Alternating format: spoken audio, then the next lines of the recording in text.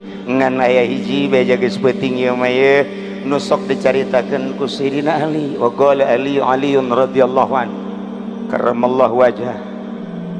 Cek Sayyidina Ali, dakhaltu ala nabi ana wa Fatimatu sim kuring lebet ka Kangjeng Nabi sareng garwa sim kuring Siti Fatimah putri Kangjeng Rasul.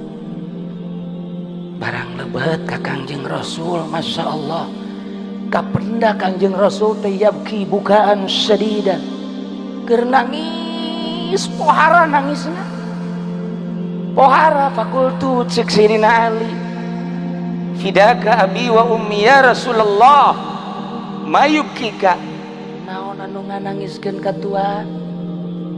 Qala saur Kangjeng Nabi, ya Ali, lailatan usriya bi, ketika beting diisrokeun sim kuring, ra'aitu nisaa ummati yu'adzabna adzaban syadidan.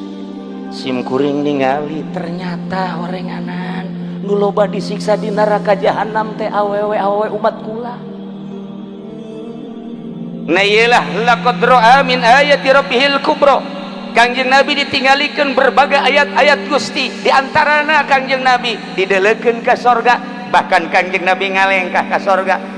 Ditinggalikeun ka neraka, bahkan Kangjeng Nabi aya cicing di tengah neraka. Ningalian saha ieu nu panglobana ahli neraka? Ya Allah ya Rabbi, korenganan sarwiti ambalayah di neraka awewe malulu Gusti. Allah nu cek rusia dena aing teh jadi awewe can puguh tekan nerakanya lagi. Awas ya, tas awewe lalaki ya, awewe heula.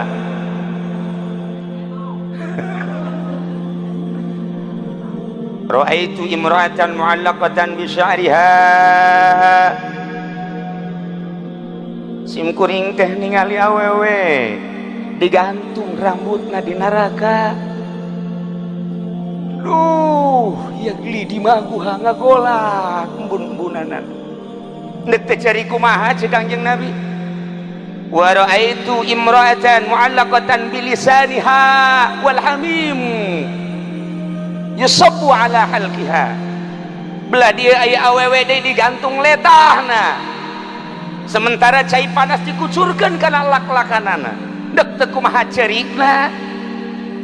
Wa ra'aitu imra'atan yusaddu rijlaha ila zadiha wa yadaha ila nasyatiha.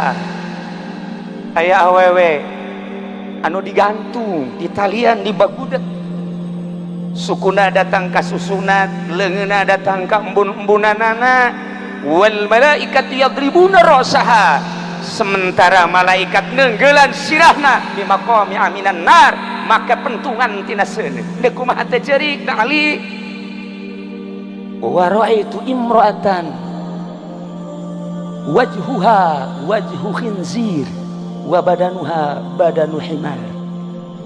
Aya awewe deui aneh, ari beungeutna ieu beungeut babi, aya awakna awak himar. Dek kumaha teh carikna? Terakhir wa ra'aitu imra'atan ala suratil kalbi, awewe rupana kos anjing bae, kos anjing. Kumaha teh carikna Ali? Taqamat Fatimatu, Siti Fatimah nangtung, kemudian Siti Fatimah teh naros ka Kangjeng Rasul, ma amaluna, dupi amal naon eta awewe sehingga yu'adzabna bi'adzabin syadid, disiksa anu pohara jasa ya Rasulullah. Saur Kangjeng Rasulullah, amal mu'allaqatu bi sya'riha fa innaha kanat la tughatti sya'raha minar rijal. Awewe anu digantung buukna, kemudian dihandapna digarang make seuneu, ieu otakna embun-embunana ngagolak seuneu. Eta adalah umat sim kuring, awewe anu buukna rurundayan di hareupeun salaki, di hareupeun lalaki mana bae nu lain mahram. Pan kuari deuleu di ditu di hareup, esuk-esuk jam 7 pan kolot ge kararieu bae neuleukeun. Itu mah bukna mantep tuh. Weh, mantep jasa itu mah putih deui. Urang mana itu? Wah, Lampung. Gede adat ieu mah ye. Ai itu nu ngarundai itu hideung Brebes. Coba bayangkeun ku Kangjeng Nabi geus kadeuleu wala qad ra'a min ayati rabb wala qad ra'a min ayati rabbihil kubra. Masyaallah. Ari eta nu digantung lisana ya Rasulullah. Wa amal mu'allaqatu bilisaniha anapon cek Kangjeng Rasul awewe anu digantung lisana kemudian lak-lakana dicician ku cai panas fa innaha kanat tu'zi zaujaha eta mah awewe anu sok nganyerikeun lisana ka salakina asal salakina tas ngariung bae haju bae tas di mana penting-penting kalau loyogan malulu batur ge Bali sapira mau berkat doang kok koprak beak 12 mau dibejakeun aya jelemana di dia coba eta awewe nu kos kitu cilaka 12 asal boga duit diusapan salaki asal teu boga duit balik ka ditu gedean kanjut bae ngojek ku ngojek na teu meunang duit bae mabur cek salaki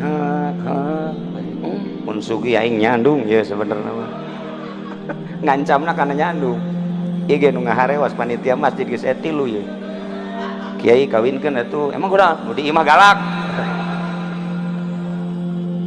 ya Allah cilaka ye si gade aya eta nu digantung susuna wa amal mu'allaqatu ala sadiha anapun awewe anu digantung susuna fa innaha kanat tu'zi farasa zaujiha eta mah di mana-mana salakina eueuh nyana siapeun didayung ku tatanggana mempersilahkeun kanu sejen bahkan masang tarif nyana masang tarif tukang ojek cukup 10.000 utang supir angkot 15.000 ya Allah tukang kenteng 50.000 Kiai emang aya di Cilongok aya kula nyaho jasa nu pasang tarif itu nyaho emang Kiai pernah ditawaran aing siap dulu bajasa di dieu tah di Kebon Kalapa Masya Allah pohara jasa itu Pak Kapolsek sering ngider maksudnya neangan karena ge